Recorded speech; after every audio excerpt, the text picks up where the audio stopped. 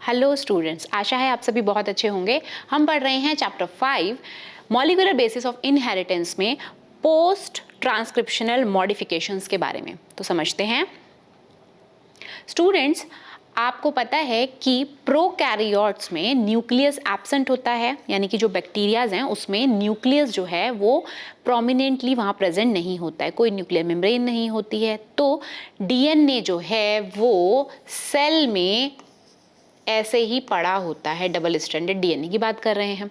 तो जो डीएनए है उसका जब ट्रांसक्रिप्शन होगा, ट्रांसक्रिप्शन की प्रोसेस होगी, तो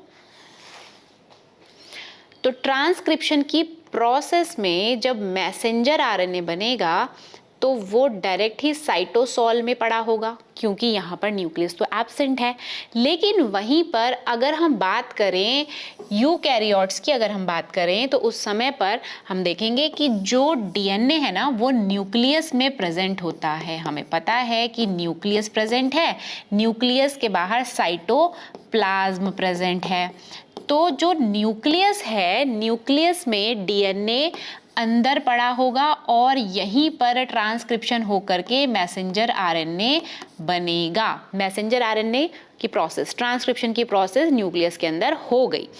अब इस मैसेंजर आरएनए से बनना है प्रोटीन, लेकिन प्रोटीन बनता है बाहर, यानी कि इंफॉर्मेशन जो मैसेंजर आरएनए डीएनए से लेकर आएगा वो लेकर आएगा साइटोप्लाज्म में, और वहीं इस इंफॉर्मेशन के अकॉर्डिंगली प्रोटीन का फॉर्मेशन भी होगा।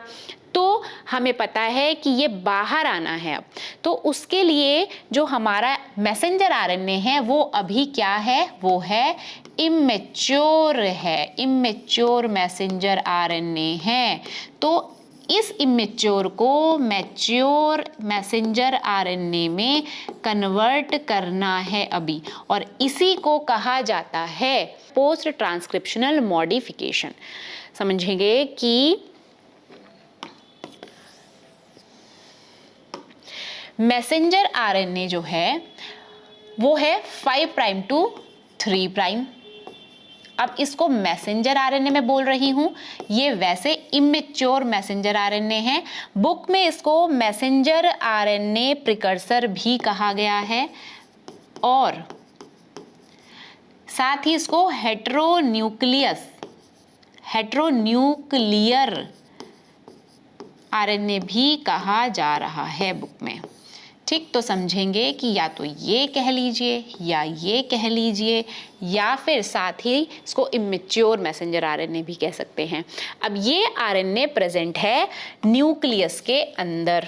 ठीक, न्यूक्लियस के अंदर जब ये प्रेजेंट होता है तो इसके 5 प्राइम एंड पर, इसको मैच्योर बनाने के लिए 5 प्राइम एंड पर यहाँ पर मिथाइल ग्वेनोसिन ट्राइफॉस्फेट ऐड किया जाता है, यानी कि 5 प्राइम एंड पर इसको एक कैप पहनाई जाती है, जो कैप बनी है मिथाइल ग्वेनोसिन ट्राइफॉस्फेट के नाम की।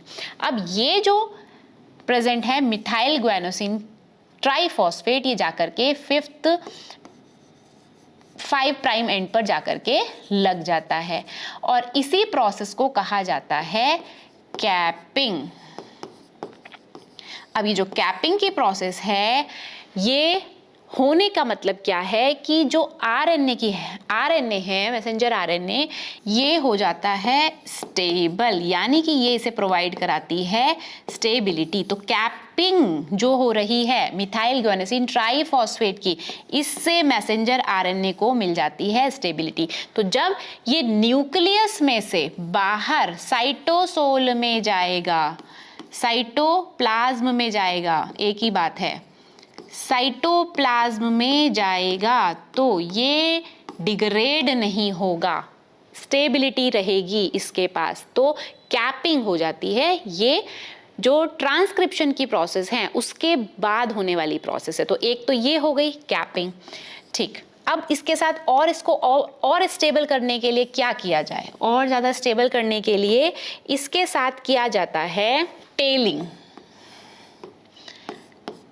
और ज़्यादा स्टेबिलिटी के लिए टेलिंग की प्रोसेस की जाती है। उसमें 5 प्राइम और 3 प्राइम डीएनए जो है, तो 3 प्राइम डीएनए का जो है, जो साइड है 3 प्राइम साइड, उस पर बहुत सारे एडेनिन ए ऐड कर दिए जाते हैं। आपको पता है कि जब कोई चीज़ बहुत सारी होगी तो उसे क्या कहेंगे, पॉली।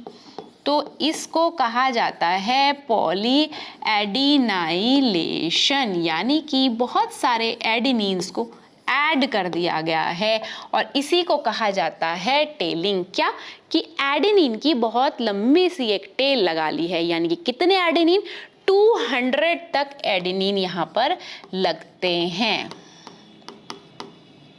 तो इससे भी क्या होगा, इससे भी आ जाएगी स्टेबिलिटी।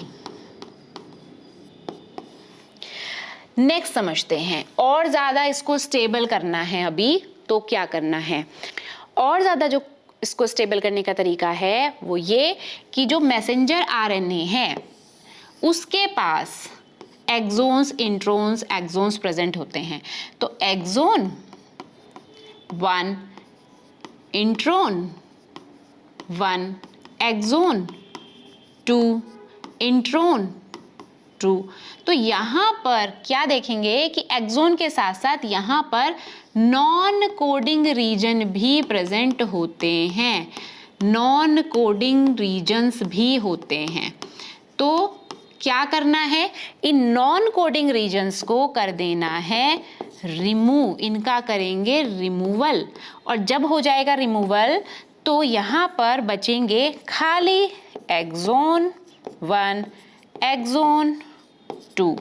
तो इस तरीके से यहाँ पर रिमूवल ऑफ इंट्रोन्स कर दिया जाता है, यानी कि जो नॉन कोडिंग रीजन्स हैं उनको बाहर निकालो और सिर्फ काम की चीज ही यहाँ पर बचे।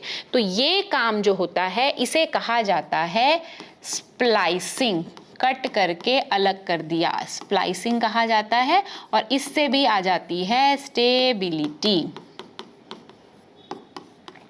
तो ये पोस्ट ट्रांसक्रिप्शनल प्रोसेसेस हैं जो कि ट्रांसक्रिप्शन की प्रोसेस के बाद मैसेंजर आरएनए को स्टेबल करने के लिए की जाती हैं। समझेंगे, यहाँ पर 5 prime to 3 prime, 5 prime to 3 prime ये दिया गया है डीएनए। जब मैसेंजर आरएनए यहाँ बन करके तैयार है तो उस समय पर कैपिंग की जा रही है, मिथाइल ग्वानोसिन ट्राइफॉस्फेट की कैप लगा दी गई।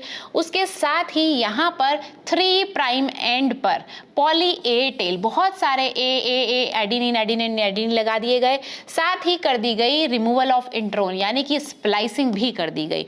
तो पोस्ट ट्रांसक्रिप्शनल मॉडिफिकेशंस के बाद जो मैसेंजर आरएनए है वो न्यूक्लियस में से निकल के साइटोप्लाज्म में भेजा जाता है और वहां पर होती है प्रोटीन फॉर्मेशन, प्रोटीन सिंथेसिस की प्रोसेस। ये हम सीखेंगे अपनी नेक्स्ट क्लास में। तो स्टूडेंट्स आज के लिए इतना ही, इससे आगे के टॉपिक के लिए मिलेंगे अपनी नेक्स्ट क्लास में। तब तक के लिए धन्यवाद।